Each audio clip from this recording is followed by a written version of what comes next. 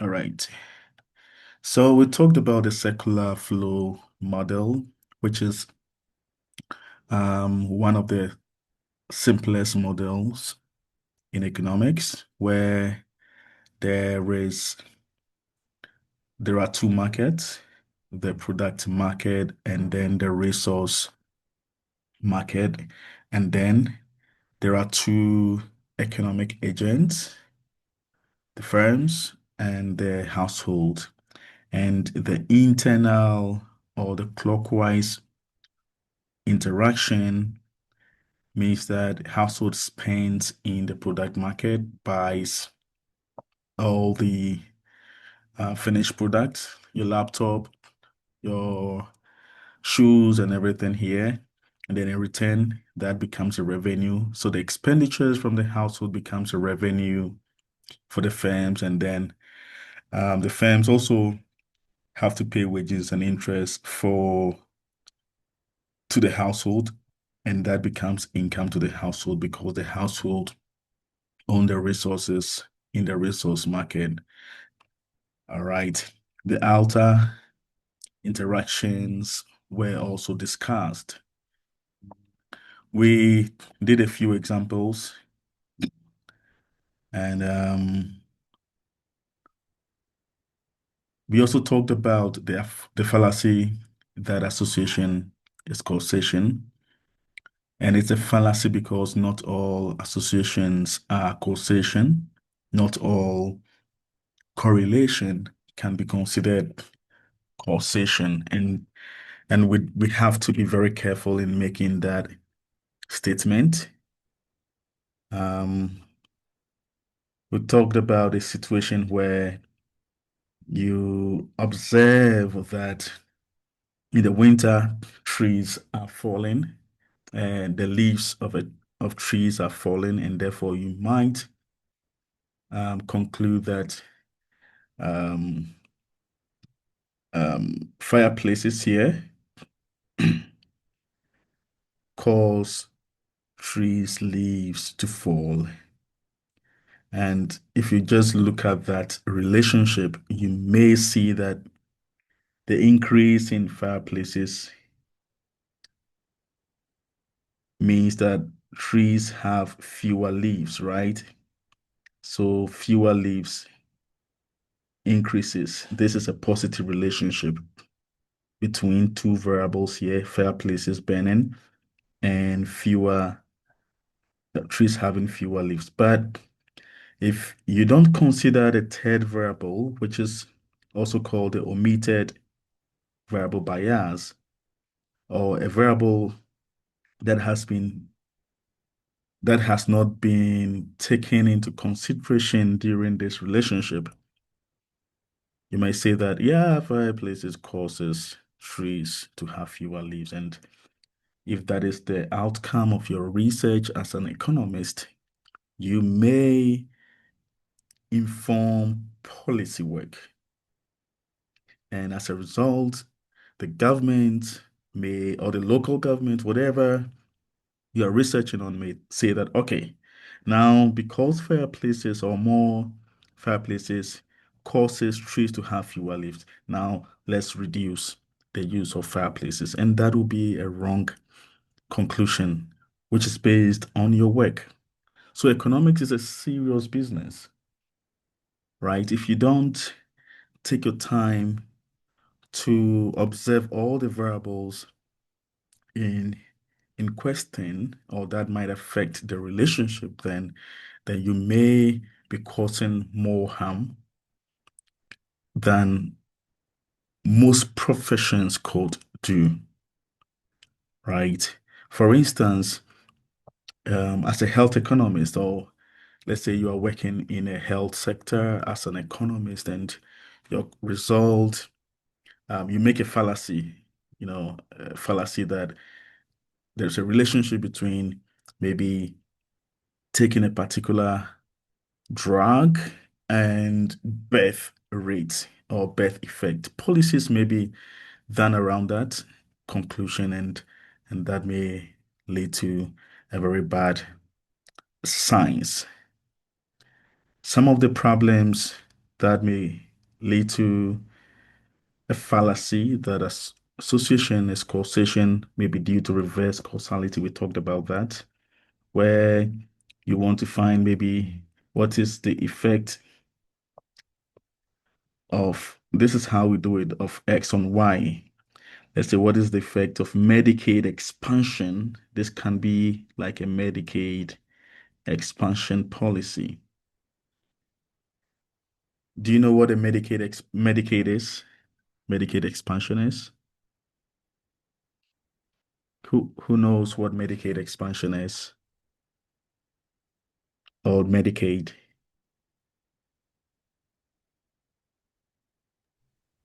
I think Medicaid is like government, like healthcare. Is that Good. correct? Yes, that is correct. So in 2014, there was an expansion of Medicaid. So the Affordable Care Act, which is also known as the Obamacare, was initiated in 2010, and in 2014, there was a major expansion that gave people, new individuals, health insurance. So for instance, one of the components of the policy was that the income limit was reduced. So if you were above in a past, if you were above certain threshold of the federal poverty level, you wouldn't qualify. But the expansion in 2014 made people who were even higher, having a higher income qualify. So a lot of people were enrolled in the Medicaid expansion in 2014. And you may want to look at, okay, because people were enrolled, that is the X. What is the effect on whatever you're looking at? Maybe on job security, okay? On job security, for instance. And you may conclude that, oh, Medicaid expansion actually reduced job security. And therefore, the government picks it up and say that, oh, Medicaid or giving people health insurance, public health insurance is not good because it's reducing job security. It's making people, not go to work, reduce tenure. And, that if you don't do it well and it's just an association or just correlation, it might inform public policy, and people might even lose or not have health insurance because of that. So this is a serious business. Economics is always a serious business. All right. All right. I'm going to give you one more example about the fallacy of association is causation example. And I want you to identify the missing variable here. Let's assume you observe your neighbor. Anytime your neighbor goes to work and carries an umbrella in the evening, his grass gets wet. Anytime your neighbor goes out, carries an umbrella, and he comes home, by the time he comes home, his grass gets wet. So a researcher observes these two and concludes that umbrella causes grass to get wet. How would you respond as an economist, as someone who knows the relationship or the idea of fallacy that association is causation? How would you respond to this? Or in other words, what is the missing variable here?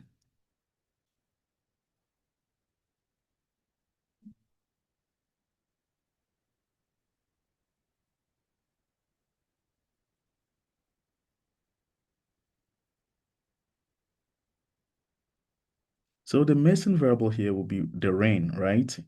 The rain causes the grass to get wet. It is not the umbrella. Although you are seeing a positive correlation between umbrella and grass getting wet, there is a missing variable you're not looking at, the rain. The umbrella he is or she is picking is because she has probably looked at the forecast, the weather forecast, and knows that it's going to rain that day, and therefore picking an umbrella to go to work. That is why it rains anytime he comes back from work and the grass gets wet. Okay. I just wanted to reiterate that because that is very important. And then we have what we call the fallacy of composition.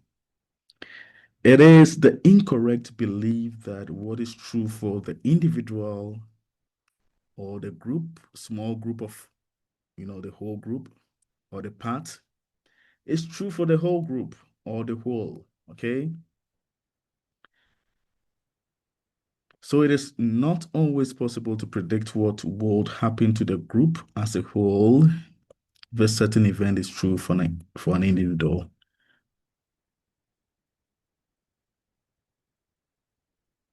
Self-interest and group interest may not always be perfectly aligned. So this is a typical example, discovering a shortcut for your commute home from school or work to home, okay? Home to work or work to home. It's a shortcut. Would it work for the rush hour if everyone knows about that route? The answer is no. So this is a typical example of the fallacy of composition. If you are going alone, a few people are working on that route or using that route, well, it's a shortcut, but if everybody knows it and everybody's using it during the rush hour, then definitely that wouldn't hold. And then we have the fallacy of ignoring the secondary effect. So a typical example is um, what is the primary effect of a policy? What is the primary effect of a policy? I made an example using the Medicaid expansion. The primary effect of the Medicaid expansion is to give people health insurance. But as a result of giving people health insurance, there may be other unintended consequences, which may be good or not good. So you as an economist should always think about policymakers ignoring secondary effects. So if you give people health insurance, does it have any effect on their um, finances? Well, that is a secondary effect of giving people health insurance. You can research into this, and research shows that when you give people health insurance, not you're actually insuring them against debt. So you are giving them financial insurance when you do that. And there's been a positive effect on people's finances after giving health insurance to people, okay? People who did not have any health insurance, is in a way protecting them against financial loss. So there's been a positive impact on things like credit score, on the rate of delinquency, on payment, you know, on a lot of good financial metrics. So these things are what we call the secondary effect. all right, or the unintended consequences of a policy. A typical example is unemployment social insurance. It's a social safety net that provides income to those who lost their jobs, right? When there's a recession, which is great.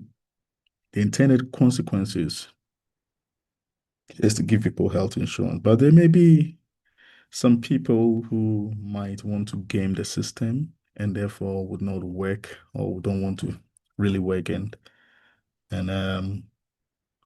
and will be benefiting from that. So that is an unintended consequences. And economists do study that behavior of people. All right. Now let's talk about the scientific methods in economics. So economists rely on what we call positive statements,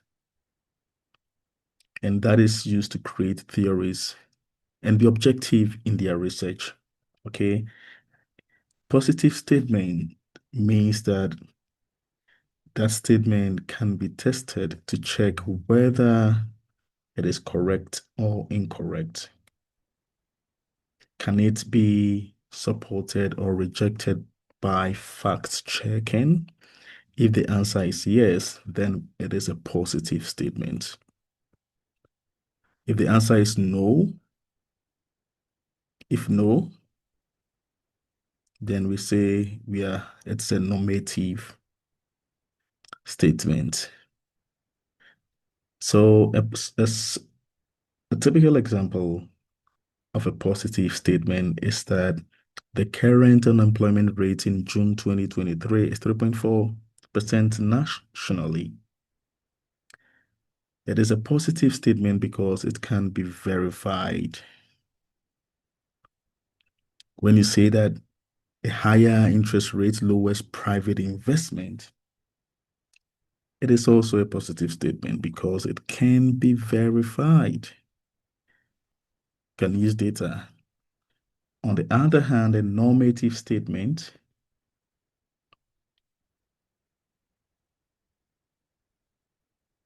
is unverifiable.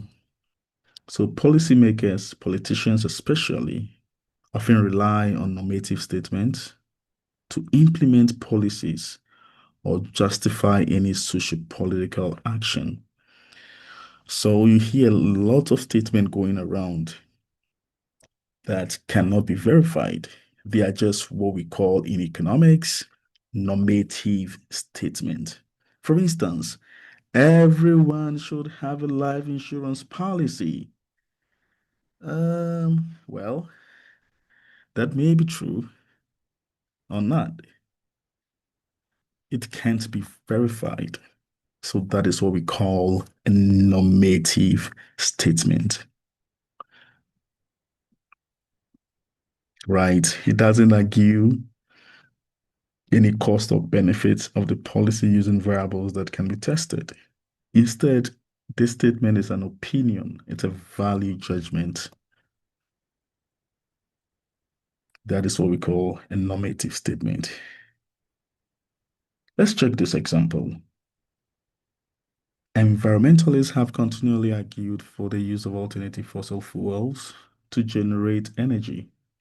Harnessing wind power by setting up wind farms has been one alternative purpose and implemented.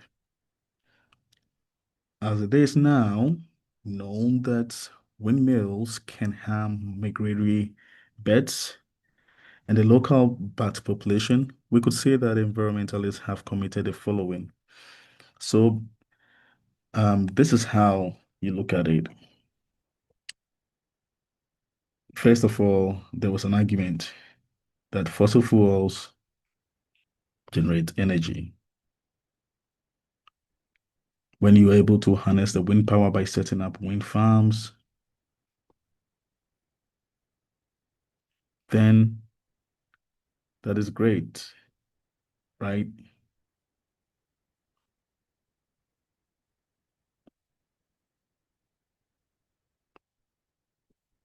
Harnessing wind power by setting up wind farms has been one alternative proposed and implemented. So, um, wind farms have been created, and then it is generating energy for a particular community, for instance. However, the windmills can kill birds and some local bat population. What did these scientists do? So they ignored something important, or they did a mistake of ignoring secondary effect, or they created a fallacy of segmentation, or a fallacy of association as causation, or a fallacy of composition. The right answer should be they were just thinking about alternative to fossil fuels and therefore created the windmills. However, they did not think about the windmills killing birds, and therefore they what? Made a mistake of ignoring secondary effect. Which of the following is an example of a normative economic statement? If the money supply falls, interest rate rises.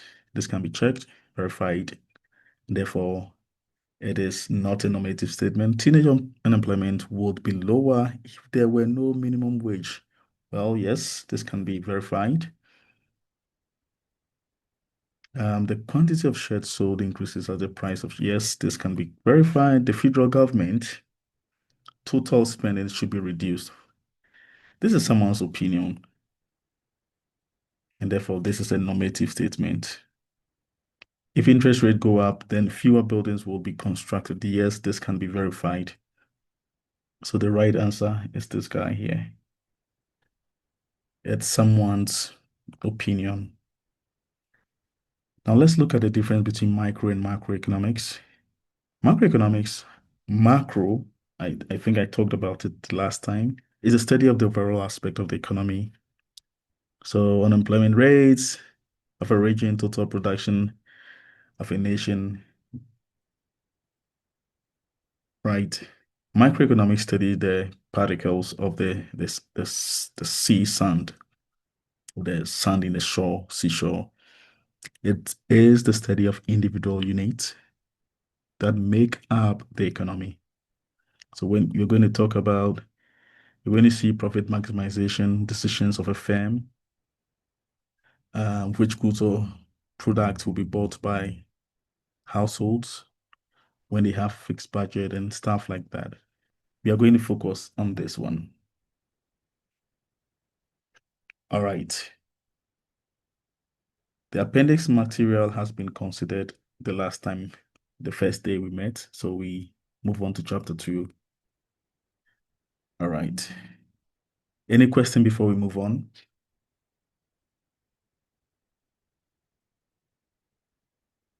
Oh, I have stuff in the comments. Let me see. Yes, yes, no, the rain. Oh, okay. All right.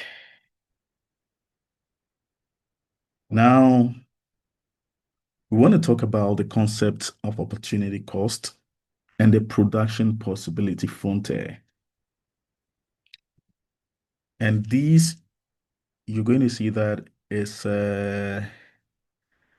they are from what the central problem in economics is, which is scarcity. So we're going to look at the relationship between choice and opportunity cost, the PPF, the absolute advantage and comparative advantage. And then um,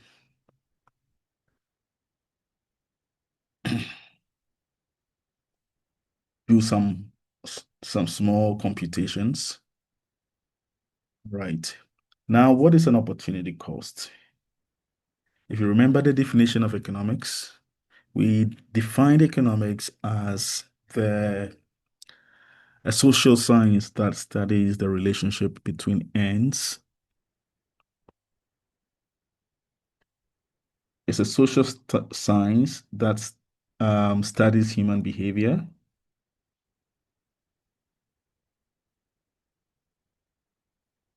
as a relationship between ends and scarce means, which have alternative uses.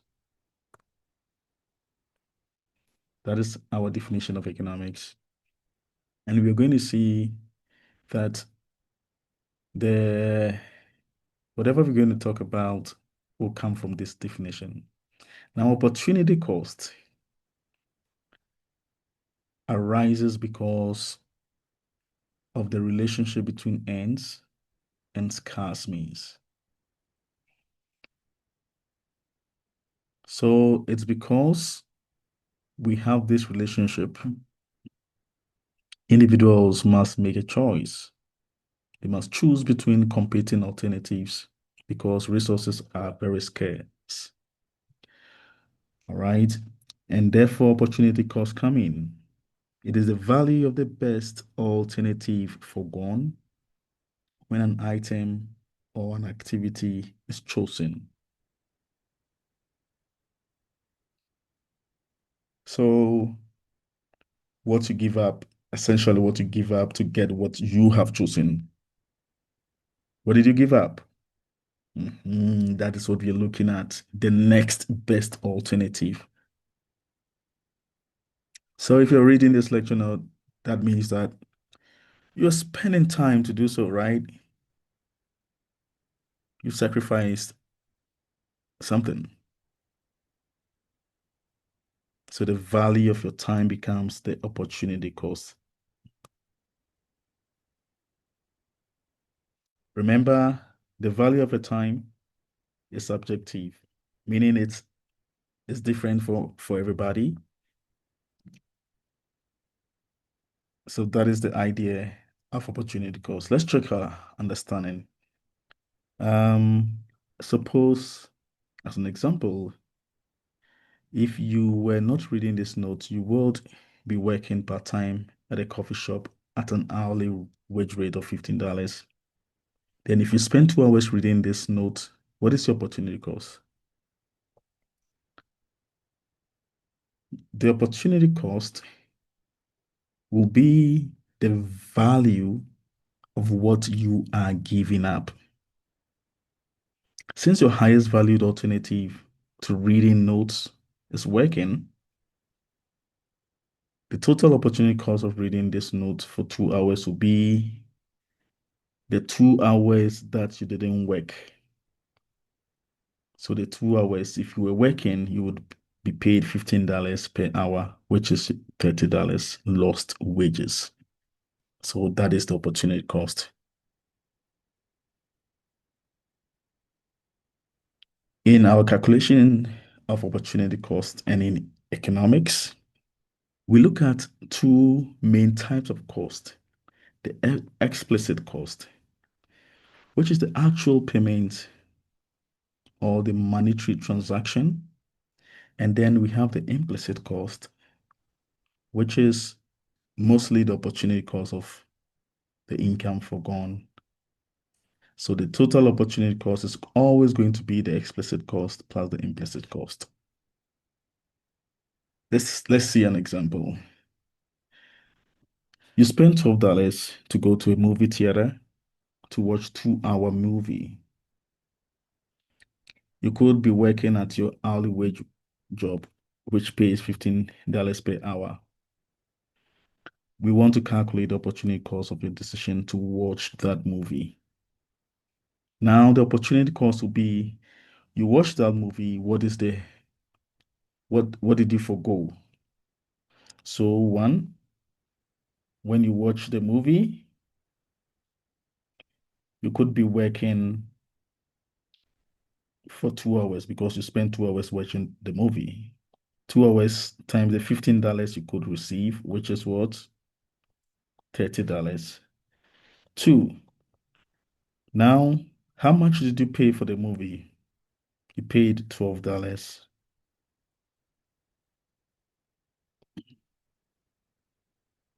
for the movie, which is just $12.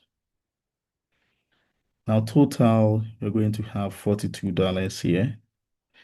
This one is what we call the implicit cost. It is the opportunity cost of income forgone. So you could not earn that income. And this is called the explicit cost, the actual amount of money you paid. The explicit cost in the business world, this is called the accounting cost. This is what the accountant will record for for you because you spent time at a movie, because you paid $12 for the movie. Sorry, because you paid $12 for the movie. So this is what the accountant will record. They'll leave their first one out. But the economist will always look for the implicit cost. Let's do the third question. What is your opportunity cost for attending college courses as a full-time student for 1 year? You can think about your explicit cost as your tuition for 1 year plus your books plus other college-related expenses, right? Rooms and stuff like that. So that's you pay for it. Either you pay out of pocket or you borrow money to pay. The implicit cost will be the value of your time, the 1 year that you would have been probably working. So the answer to this will be subjective in the sense that for some people, they won't be working if they were not attending college, probably enjoying in the Bahamas or somewhere, right? But you probably will be working. So the answer to this may be different for everybody. But you have to understand that the college expenses, which is the actual payment, which is also called the explicit cost, plus the salary forgone, will be the two most valuable consideration in your total opportunity cost. Let's do a third example, a fourth example, sorry. Noah's decision to go to college. If he goes to college, he will spend 80K on tuition, 15,000 on room and board, and 4,000 on books. If he doesn't go, he will earn 22,000 working in a store, and he will spend 13,000 on room and board. What is Noah's cost of going to college? So as an economist, this is how you calculate the cost. What is going to be the implicit? Let's talk about the explicit cost first. So the explicit will be whatever he's paying cash, right? So he's paying 80,000 for tuition, and then he's paying 15,000 for the room and board. So 15,000. Now he's paying additional 4,000 for books. 4,000 for books. When you add this 80,000 plus 15,000 will be 95,000 plus 4,000, which is 99,000. That is the explicit cost. With the implicit cost, that is the cash or the earnings forgone. So he will be earning 22,000 if he worked at home, plus what else will he be earning if he had not gone to school? Okay, he'll be spending 13,000 on room and board. So the 13,000 that he'll be spending on room and board will be negative 13,000, right? because you'll still be spending that money on room and board, which together is going to be 22,000 minus 13,000, and that's going to be 9,000. So the total opportunity cost is going to be these two, which will be 99,000 plus 9,000, which is 108,000. So this is the right answer. Any question before before we move on with the concept of opportunity cost? Okay. All right.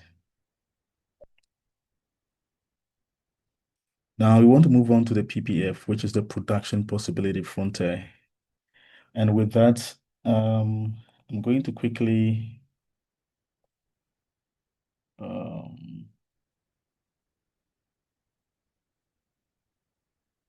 go through this with you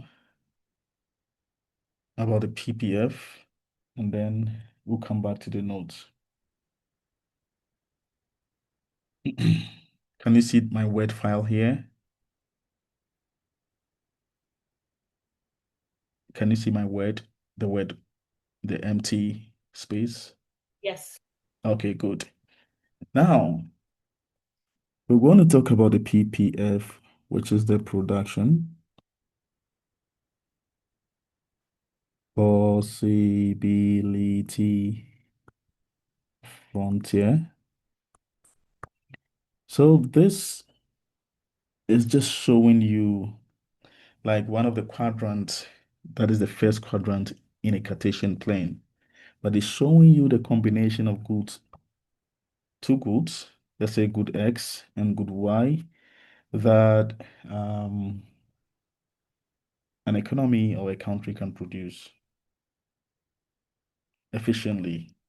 So there are two types. We have the straight line PPF, or if it's not a straight line, it can be a curved PPF, a bowed PPF. They are showing the same thing. Okay. This is more like what we are going to consider. So I'm going to focus on the bowed PPF because those who will continue with economics, this is what you're going to see. And this represents um, a model of the world. This is a better representation of the model of the world, a bowed one. Okay. So all the points on the PPF, there are billions of points here, right? Let's say this good X is computers, and this is, let's say, bushel of wheat that a country is producing. If the country is producing on any of these points on the PPF, that is what we call efficient production. So it means the country or the economy is producing well. Any of these points is great. However, if the economy is producing inside here, anywhere inside the PPF, it is inefficient. The economy is leaving a lot on the table. Outside the PPF is unattainable. The economy cannot produce outside the PPF. So these are the three things you have to know. These are what we call the corner solutions.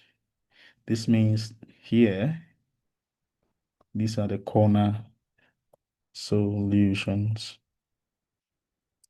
At this point, the economy is using all its resources to produce computers and no bushel of wheat, zero wheat.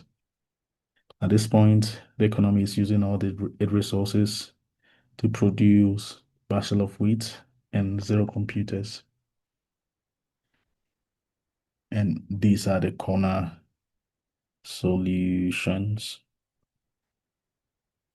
All right. Now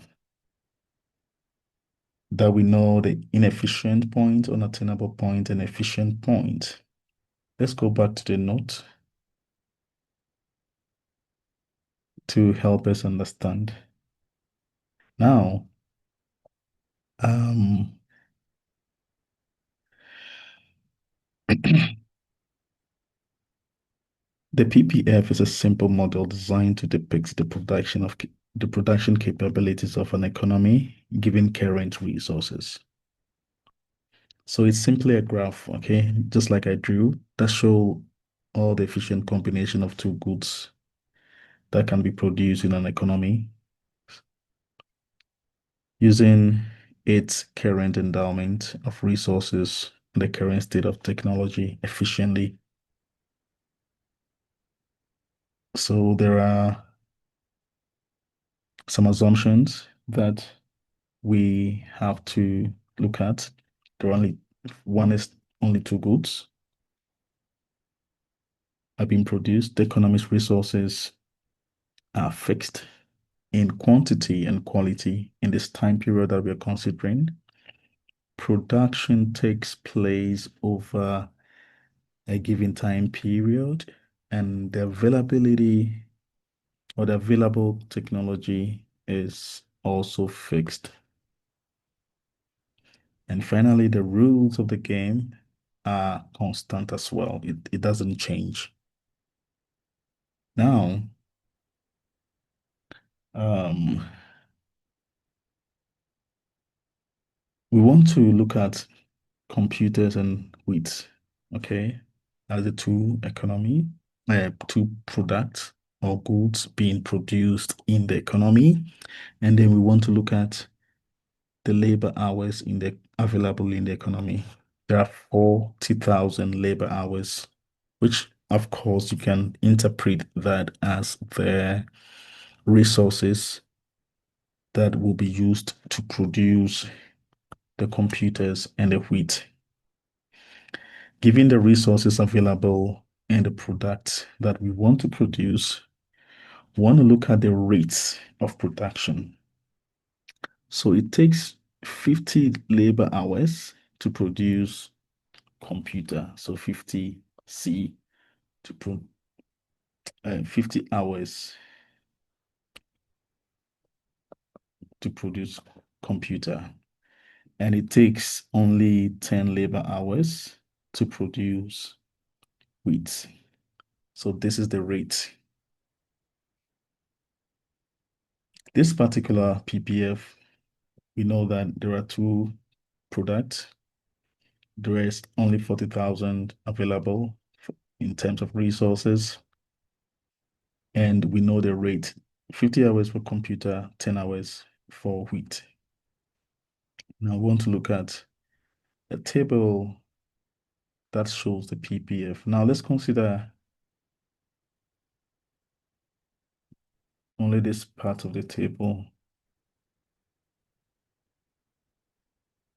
We have only 50,000 labor hours to produce computers and wheat. Now, what we are doing in these two columns of the table is that we're going to share the resources. So we take a point where, well, we can decide to use sorry, we have 40,000, not 50,000, but we can use all the 40,000 to produce computers. If we do that, we produce no wheat, so zero wheat. We can decide to reduce the resources allocated to producing computers from 40,000 to 30,000. Because we have only 40,000, we'll be left with 10,000 to produce wheat. We can share the resources equally between computers and wheat, or we can say that, okay, let's give only 10,000 to computers and 30,000 to wheat. And then finally, we give zero resources to computers and 40,000 to quit. Now, I have one question. What are the two corner solutions? Is it A, B, C, D, or E? We have two corner solutions here. What are they?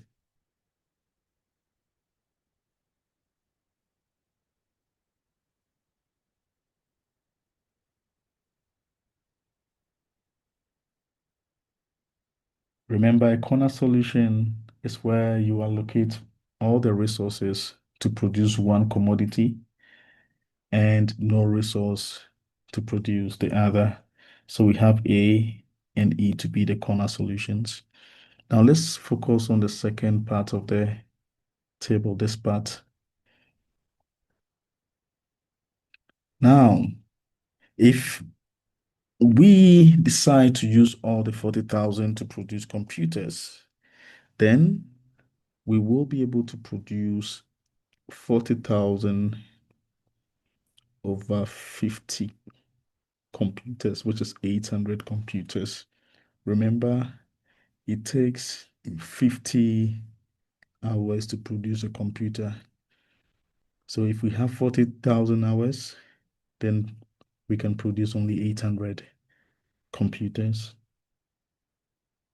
And it means we produce zero wheat. All right. Hi. Um, just give me 1 second. Okay, do you want to go to mommy's room? Okay, go. I'll see you later. Okay, bye. Close the door.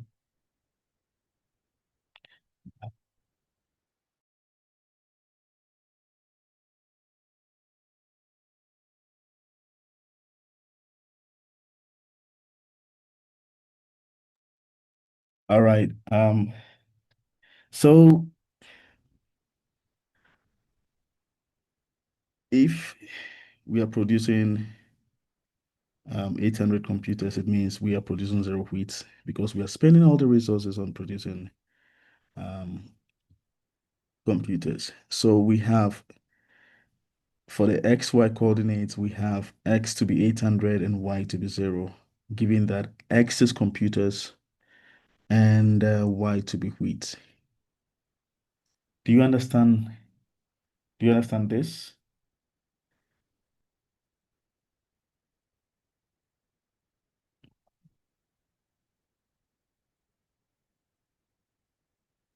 Okay. Then it means we do the same thing for B. If we spend 30,000 on labor hours, yeah, and 10,000 for wheat, then we can only produce 600 wheat, which is the 30,000 divided by 50, and only, sorry, 600 computers and 100,000 wheat. So we have this. So we do the same thing for all this. Um, Would we be graphing this? yes, Okay. that is the point. That is the whole point we're doing this to get our PPF. All right. Now that we have that, we can quickly move to do the graph. So that is the graph. So this is the XY coordinates, Y for wheat, and X for computers. If you plot it, this is what you're going to have.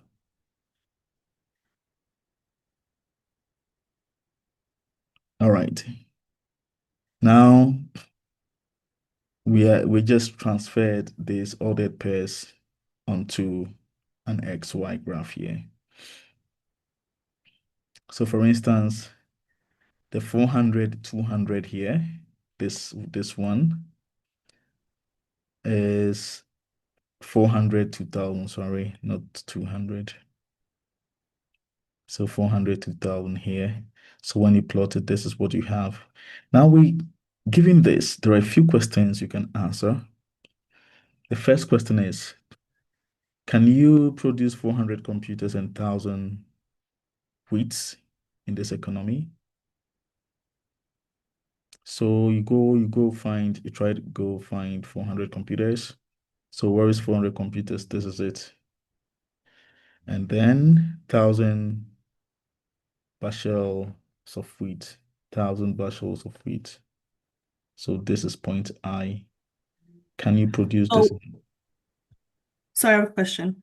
Yes, you So bet. we would be graphing both of them, right? The labor hours employed in and then production of, and then we would see where they cross over, and that would create the that's what would make the So the first, option possibilities, the PPF.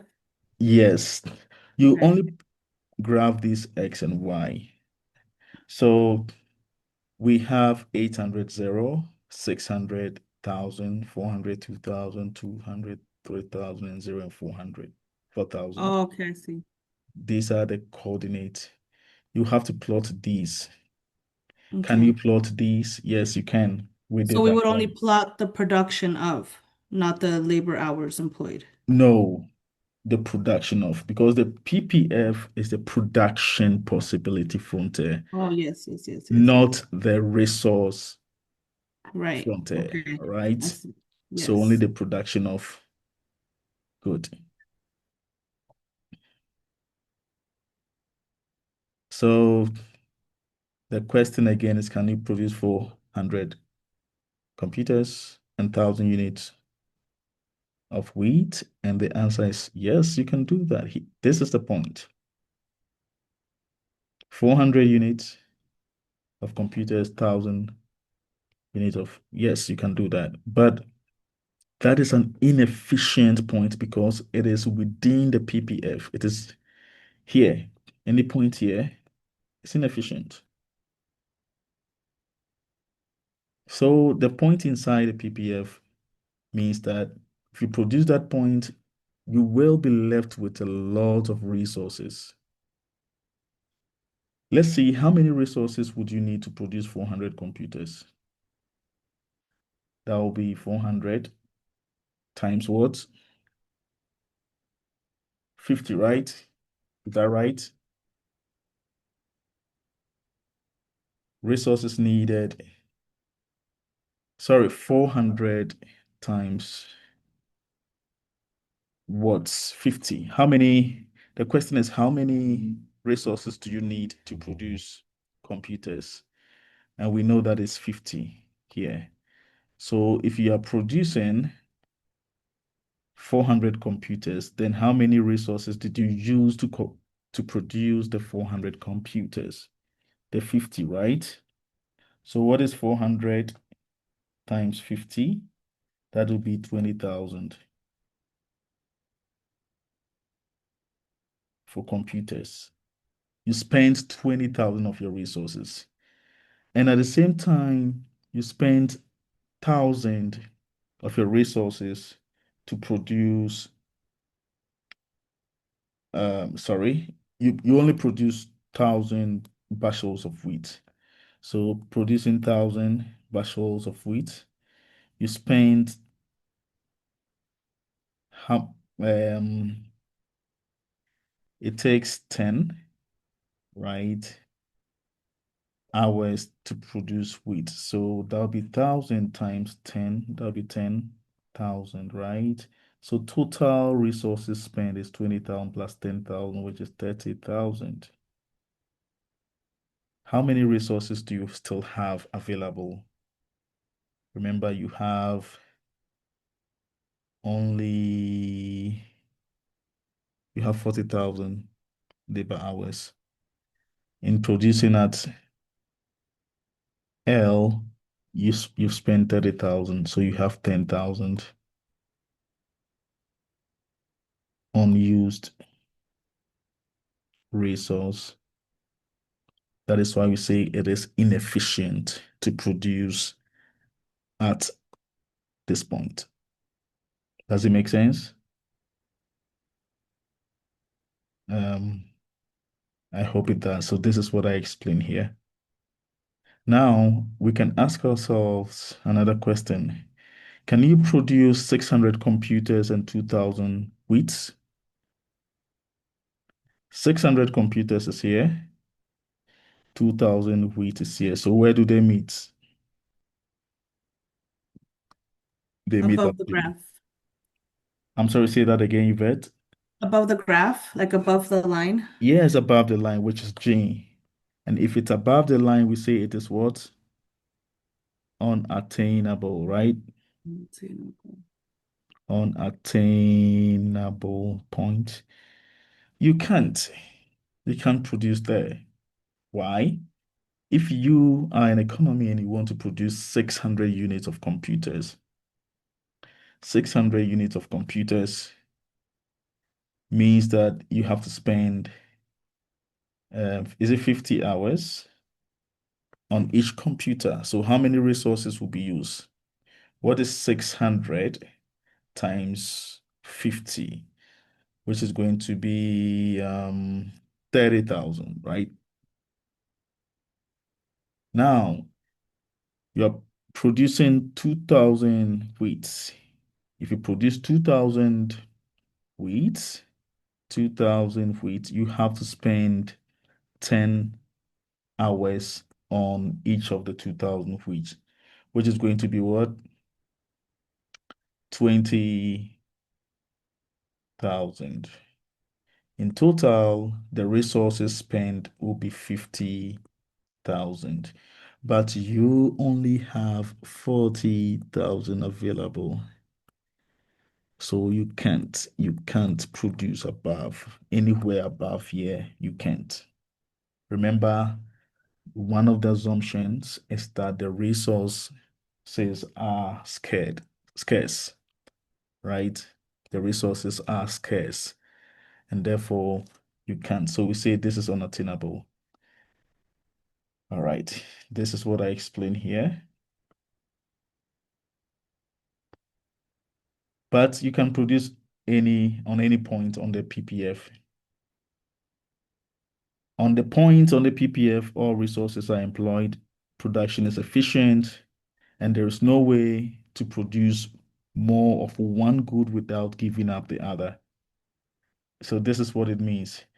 Here you are producing 0 computers and 4,000 bushel of wheat. If you want to produce more computers, let's say you want to move here, down here, from point A to point B, you mostly would have to give up but bushels of wheat. Here you are giving up 1,000 of it. Moving from 4,000 to 3,000 means you're giving up 1,000, and you should gain 200 computers if you do that. Does it make sense? So if you want to move from point B to, let's say, point C, which means you are producing more of computers, that is from 200 computers to 400 computers. It means you would have to give up more bushels of wheat to gain more computers. So that is operating on the PPF. You can't produce more of one good without giving up the other.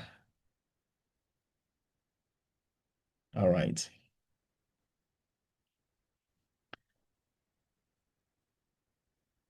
Another question could be, why is the PPF negatively sloped?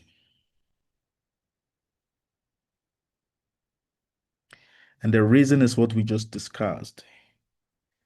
The only way to produce more of one good or commodity is to reallocate resources from the other goods production, which means the production of the other good will decrease. So it is negatively sloped because you will definitely have to reduce the production of one in order to produce more of the other. Now we want to link the idea of opportunity cost to the PPF model.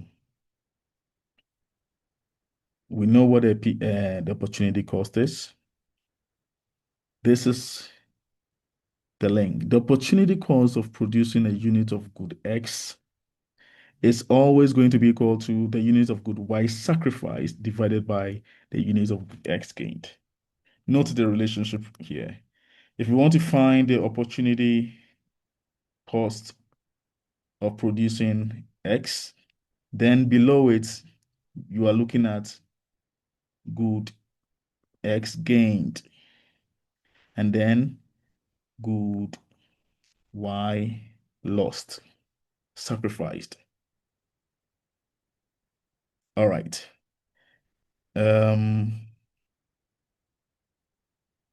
we talked about the economy moving from the top point to the other point. So from point A to point B. This is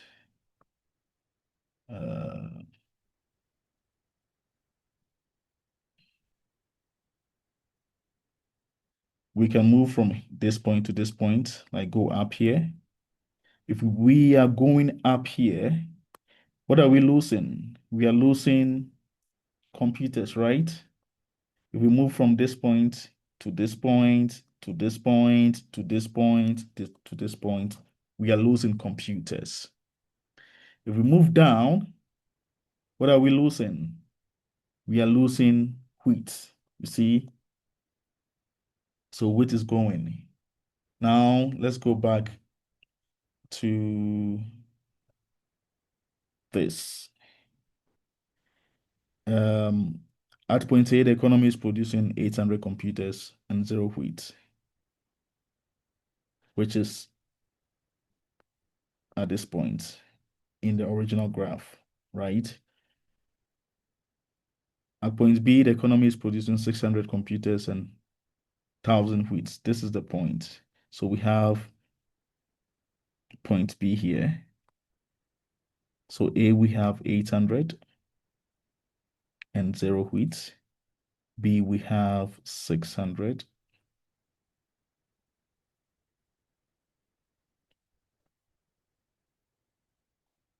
This is computer and wheat. So 600 computers and 1,000 wheat. Now, if the economy wants to move from point A to B, you realize that the economy would have to sacrifice 200 computers to gain the 1,000 wheat. So the opportunity cost of producing 1 unit of wheat is going to be, let's go back to that diagram. So from here, we want to find the opportunity cost of producing 1 unit of wheat.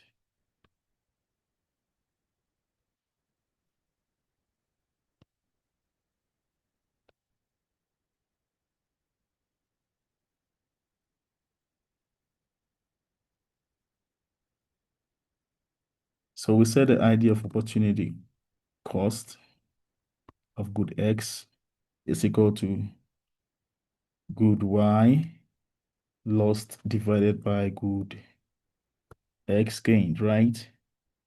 So here, let's assume this is A, this is B. We want to find the opportunity cost of producing. What is the opportunity cost of producing 1 unit of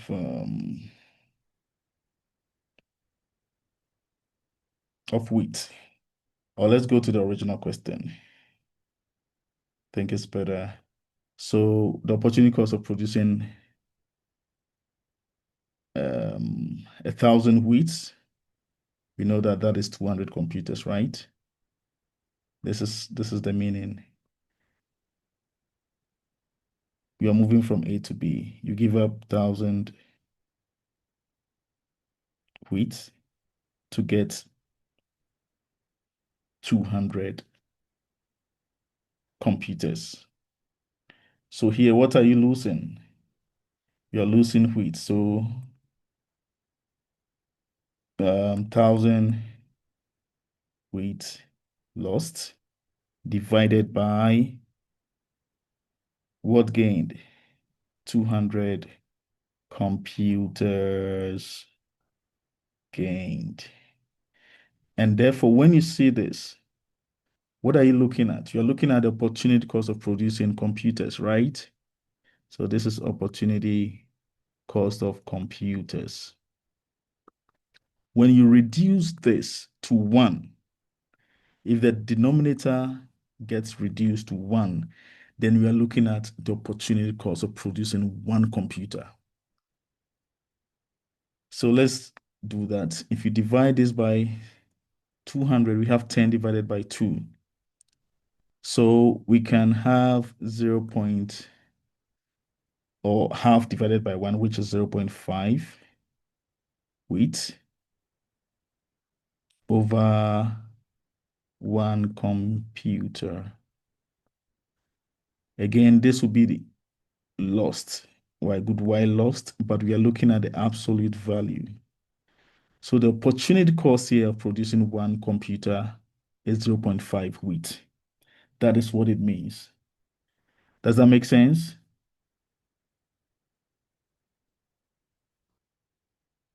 So that is what I explained here.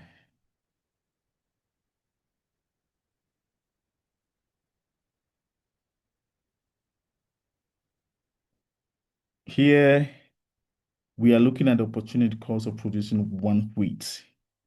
So the unit of wheat gained will come down and the unit of computers lost will come up. So if you want to find the opportunity cost of producing one wheat, we look at, okay, how many, from the graph, when we move here, we are producing wheat, more wheat, and losing computers. So let's say BC, if you want to move to BC, then we are gaining computers. So we are gaining wheat and we are losing computers. But how many computers are we losing?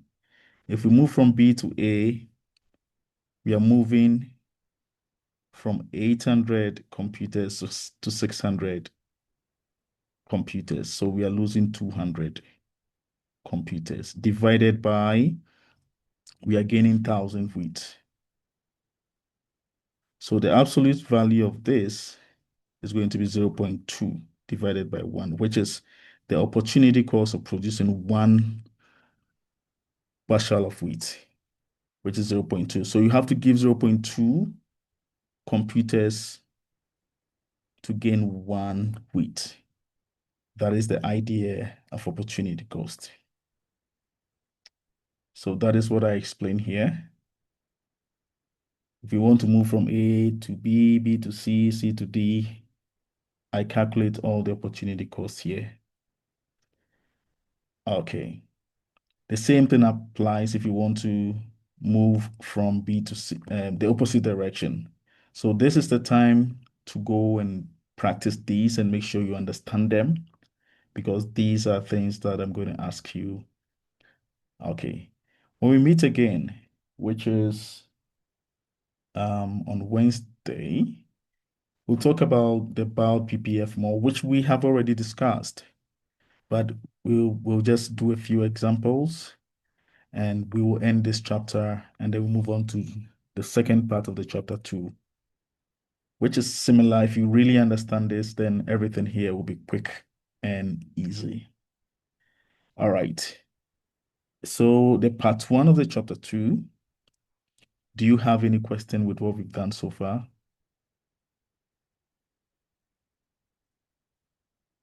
We've talked about opportunity cost, how to calculate opportunity cost from a PPF. We know what a PPF is. Any question? Okay. If no question, then I'm going to end the class here today. I've released the notes, I think up to chapter 5 or so. You can go ahead, and some of the homeworks have been released as well. If you want to go ahead and work on some of them, you are free to do so. Any question, let me know, and I will try my best to answer. I just have a Oh, question about the mind tap assignments and quizzes. Um, they don't have any due dates like in mind tap. Is it just kind of as we do the chapters, complete the chapters in mind tap as well?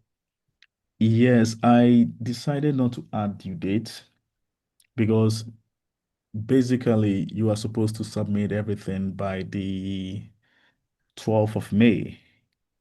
But if the due date would help you, then I can just put some due date on it. But in the meantime, I just don't have due date on them.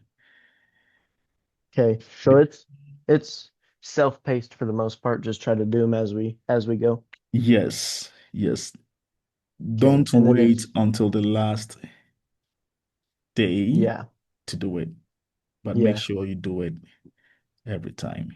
You, and you, then mhm. and then it's just the quizzes you post within D2L.